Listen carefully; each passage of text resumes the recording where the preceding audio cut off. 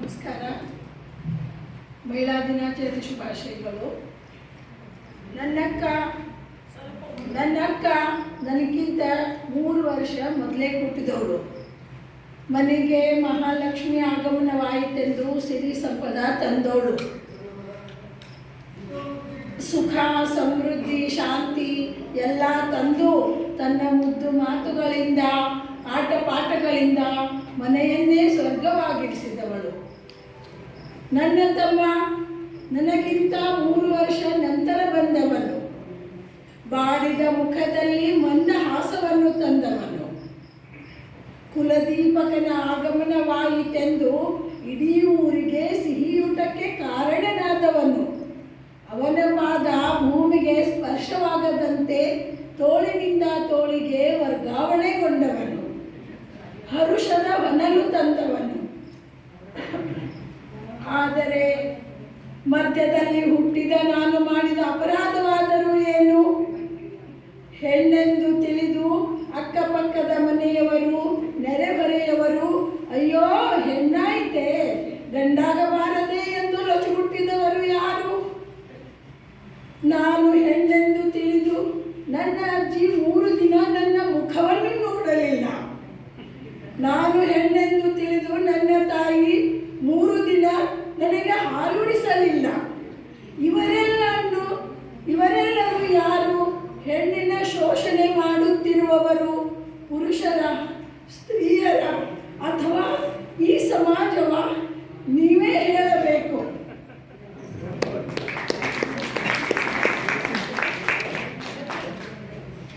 ಇದು ನನ್ನ ಕಥೆಯಲ್ಲ. ಪ್ರತಿಯೊಂದು ಹೆಣ್ಣಿನದು ಒಂದು ಏಕಪಾತ್ರ ಅಭಿನಯ. ಒಂದು ಮನೆಯಲ್ಲಿ ನಾನು ಮಗಳು, ಇನ್ನೊಂದು ಮನೆಯಲ್ಲಿ ನಾನು ಸೊಸೆ. ನಾನು ಅತ್ತೇನೂ ಹೌದು, ನಾನು ಅಮ್ಮನೂ ಹೌದು. ನಾನು ಅತ್ತಿಗೆನೂ ಹೌದು, ನಾನು ನಾದಿನಿನೂ ಹೌದು. ಆದರೆ ಈ ತಾರತಮ್ಯವಿಲ್ಲದೆ, ರಾಗದ್ವೇಷವಿಲ್ಲದೆ ಈ ಪಾತ್ರವನ್ನು ನಾನು ಸರಿಯಾಗಿ ನಿರ್ವಹಿಸುತ್ತಿದ್ದೇನೆ. ಸೊಸೆಯನ್ನು ಮಗಳಂತೆ ಎಂದೂ ನಾನು ಭಾವಿಸಲಿಲ್ಲ. ಅತ್ತಿಗೆಯಲ್ಲಿ ಅಮ್ಮನನ್ನು ಕಾಣಲಿಲ್ಲ. ಅತ್ತೇನಂತೂ ನಾನು ಒಂದು ದಿನವೂ ಅಮ್ಮನಂತೆ ನೋಡಲೇ ಇಲ್ಲ. ಆದರೆ ಇದು ನನ್ನದಲ್ಲ, ಪ್ರತಿ ಮನೆಯ ಕಥೆ ಇದು. ನಾವು ಯುವತಿಯರಿದ್ದಾಗ ಆ ಮುಗ್ಧ ಮನಸ್ಸು, ಎಲ್ಲರೊಡನೆ ಒಡನಾಟ, ಸಹಪಾಠಿಗಳೊಂದಿಗೆ ಚೆನ್ನಾಗಿ ಮಾತಾಡುವ ರೂಢಿ ಇದ್ದು, ಅದು ಮದುವೆ ಆದ ನಂತರ ಅದು ಎಲ್ಲಿ ಮಾಯ ಮಾಡಿತ್ತು ನಾ ಕಾಣೆ. ಈಗ ಹೇಳಿ, ಹೆಣ್ಣಿಗೆ ಅನ್ಯಾಯ, ಶೋಷಣೆ, ತಾರತಮ್ಯ ಆದದ್ದು ಯಾರಿಂದ? ನೀವೇ ಹೇಳಿ.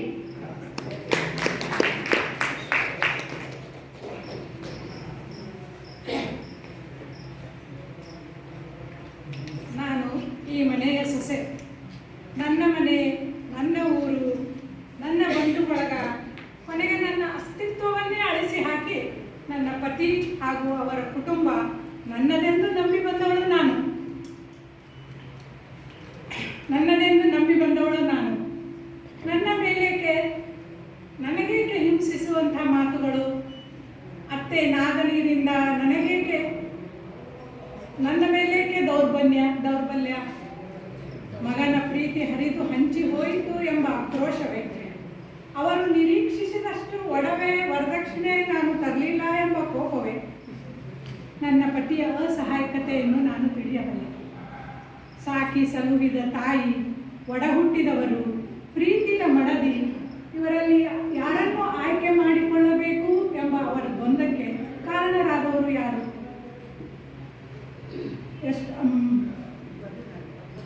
ವಧುದಹನದ ಎಷ್ಟೋ ಅವಘಡಗಳನ್ನು ಟಿವಿ ಮತ್ತು ಪೇಪರ್ನಲ್ಲಿ ನೋಡಿದ್ದೇನೆ.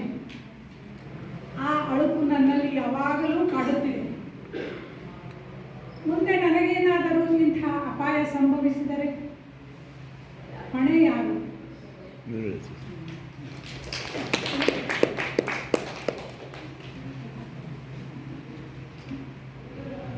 ನಾನೊಬ್ಬ ಸ್ವತಂತ್ರ ಮನೋಭಾವದ ಸ್ವಾಭಿಮಾನಿ ಮಹಿಳೆ. ನಾನು ನನ್ನ ಬೇಕು ಬೇಡಗಳಿಗೆ ನಾನು ನನ್ನ ಪತಿಯನ್ನು ಅವಲಂಬಿಸಿಲ್ಲ.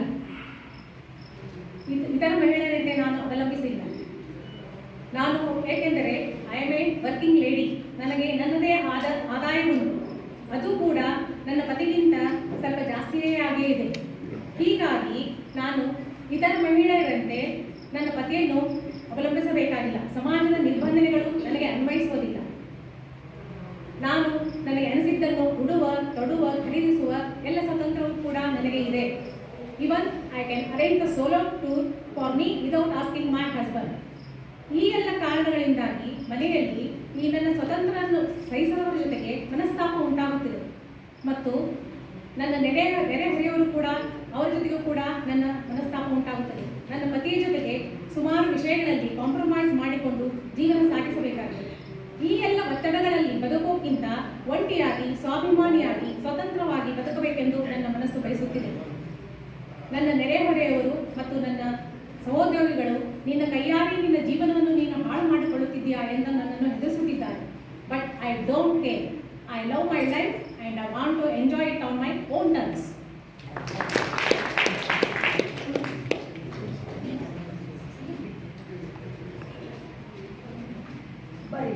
ನಾ ಇಷ್ಟೋ ತನಕ ಕೂತು ಕೇಳಿದೆ, ಇವರೆಲ್ಲರಿಗೂ ಒಂದಿಲ್ಲ ಒಂದು ರೀತಿಯಿಂದ ಶೋಷಣೆ ಆಗಿದ್ದು ಖರೆ.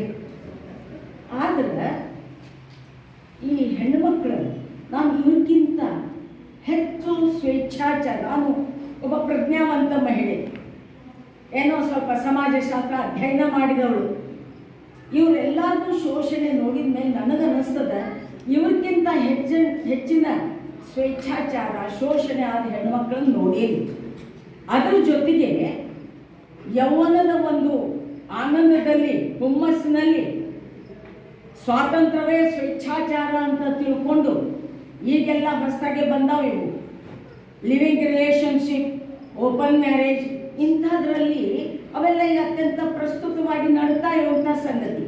ಯೌವನದಲ್ಲಿ ತಮ್ಮ ಸ್ವಾತಂತ್ರ್ಯವೇ ಅದನ್ನೇ ಸ್ವೇಚ್ಛಾಚಾರ ಅಂತ ಮಾಡಿ ಆನಂದಿಸಿ ಆರಾಮಿರ್ಬೋದು ಅಂತ ಭ್ರಮಿಸಿ ಅದನ್ನು ಆಕರ್ಷಣೆ ಮುಗಿದ ಮೇಲೆ ಒಂಟಿಯಾಗಿ ಬಾಳುವಂಥ ಹೆಂಗಸರನ್ನೂ ನೋಡೀನಿ ನಾನು. ನೋಡಿ, ಈ ಪ್ರಕೃತಿ ಪುರುಷ ಇಬ್ಬರು ಒಂದಕ್ಕೊಂದು ಪೂರಕ. ಪ್ರಕೃತಿ ಅಂದ್ರೆ ಭೂಮಿ, ಭೂಮಿಗೆ ಹೆಣ್ಣಿಗೆ ಒಂದು ಸಹನಾ ಶಕ್ತಿ ಇದೆ. ಅದರ ಜೊತೆಗೆ ಪುರುಷ ಮತ್ತು ಇವರು ಒಂದಕ್ಕೊಂದು ಪೂರಕವಾಗಿರ್ತಾರೆ, ಪ್ರತಿಸ್ಪರ್ಧಿಗಳಲ್ಲ. ಇದು ನಿಸರ್ಗದ ನಿಯಮ. ಹಾಗಿದ್ದಾಗ ಈ ಹೆಣ್ಣು ಮಕ್ಕಳು ಒಂದು ಮರ ಅಂದರೆ ಒಂದು ಬಳ್ಳಿ, ಒಂದಕ್ಕೊಂದು ಆಸರೆ ಅನಿವಾರ್ಯ ಅದ. ಹೀಗಿದ್ದಾಗ ಈ ಹೆಣ್ಣು ಮಕ್ಕಳು, ನಾನು ಇದ್ರ ಮೇಲೆ ಹೆಣ್ಣಿಗೆ ಶೋಷಣೆ ಆಗಿಲ್ಲ ಅಂತೇನು ಹೇಳುವುದಿಲ್ಲ, ಮತ್ತು ಪುರುಷರಿಂದ ಶೋಷಣೆ ಆಗಿಲ್ಲ ಅಂತನೂ ಹೇಳುವುದಿಲ್ಲ, ಅದು ಖರೇನೆ. ಆದರೆ ಕೊಡ್ಲಿ ಕಾವು ಕುಲಕ್ಕೆ ಮೂಲ ಅಂತ ಹೆಣ್ಣಿನಿಂದನೇ ಹೆಣ್ಣಿಗೂ ಶೋಷಣೆ ಆಗಿಲ್ವ? ಒಂದು ಶೋಷಣೆ ಆಗಬೇಕಾದ್ರೆ ಹೆಣ್ಣು ಕಾರಣ ಅದಕ್ಕೆ. ಹೀಗಿದ್ದಾಗ ಆ ಶೋಷಣೆಯನ್ನು ತೆಗಿಬೇಕಾದ್ರೆ, ಅಳಕಿಸ್ಬೇಕಾದ್ರೆ ನಾವೆಲ್ಲ ಹೆಣ್ಮಕ್ಳು ಏನು ಮಾಡಬೇಕು? ನಾವು ಸುಶಿಕ್ಷಿತರಾಗಬೇಕು, ಸಬಲರಾಗಿ ಸುಶಿಕ್ಷಿತರಾಗಿ ಒಂದುಗೂಡಿ ಧ್ವನಿ ಎತ್ತಬೇಕು. ಅನ್ಯಾಯ, ಅತ್ಯಾಚಾರ, ಇವೆಲ್ಲ ಶೋಷಣೆ, ತಾರತಮ್ಯ ನಡೆದಾಗ ಧ್ವನಿ ಎತ್ತಬೇಕು. ಅದಕ್ಕೋಸ್ಕರ ಸಬಲರಾಗಬೇಕು, ಅದಕ್ಕೋಸ್ಕರ ಸುಶಿಕ್ಷಿತರಾಗಬೇಕು. ಅಲ್ಲದೆ ಈ ಸುಶಿಕ್ಷಿತರಲ್ಲಿ ಸ್ವಲ್ಪ ಜೀವನದಲ್ಲಿ ಸ್ವಲ್ಪ ಹೊಂದಾಣಿಕೆ ಬೇಕು, ಸ್ವಲ್ಪ ತ್ಯಾಗ ಬೇಕು. ಪ್ರೀತಿಯನ್ನು ಹಂಚಿದರೆ ಜೀವನ ಸ್ವರ್ಗ ಆಗ್ತದೆ, ಜೀವನ ನಂದನವನ ಆಗ್ತದೆ. ಅಂದಮೇಲೆ ಯಾವಾಗ ನಂದನವನ ಆದಾಗ ಎಲ್ಲಿ ತಾರತಮ್ಯ, ಎಲ್ಲಿ ದೌರ್ಜನ್ಯ, ಎಲ್ಲಿ ಶೋಷಣೆ, ಇದಕ್ಕೇನಂತೀರಿ ನೀವೆಲ್ಲ?